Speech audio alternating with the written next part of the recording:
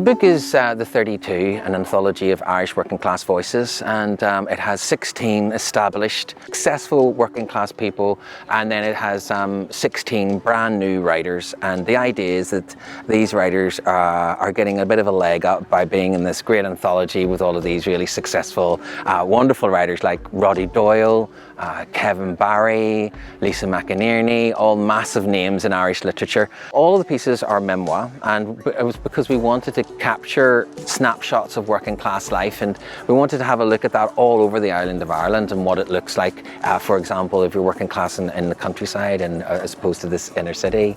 Quite often in literature, you know, when you are of, say, a minority, that there's only one story that people latch on to, but actually working class people are not this one experience. We have a multitude of experiences. The book was funded quite uniquely, rather than a publisher coming along and, you know, coming up with this idea. The idea was actually from Kit Duval, a writer in England, through a crowdfunding publisher called Unbound, and that was the model we used here again. But also we received a really substantial contribution from the Arts Council of Northern Ireland. Really, without them this book wouldn't have happened, so we're very grateful to them for making this book happen, and it's a very important document, I think, a historical document about Irish working class life.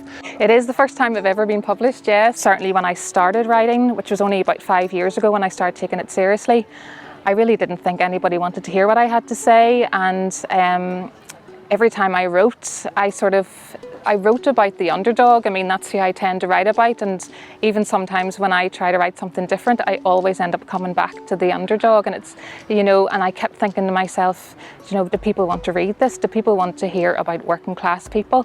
And I think with this book, it sort of proves that, you know, there is, our voices should be heard, and people are interested. Well, it is technically my first piece of writing that's been published. I did a little bit of work with the Journal of Music, doing music reviews for concerts. But this is kind of different in that I'm writing about myself and writing about my own experiences.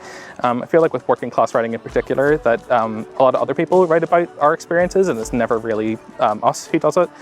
So it's really interesting and really cool that Paul managed to find so many writers who are working class and getting us to tell our own stories in our own words.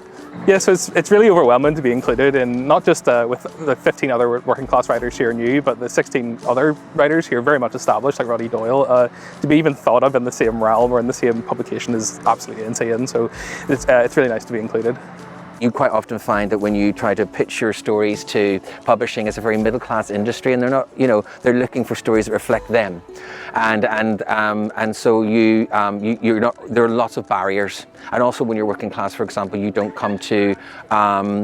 Often come to writing much later in life because you don't have that confidence to go out and be in the arts. You think, oh no, I have to get a job, or I have to support my family. You know, and so, for example, my first novel didn't come out till I was 45. Kit Duval's, who set up the Common People in England, her first novel didn't come out. She was 55. You know, and that's a really common story. So lots of barriers, and this book is just one little kind of way of helping people through those hurdles, and also just trying to get our stories out there.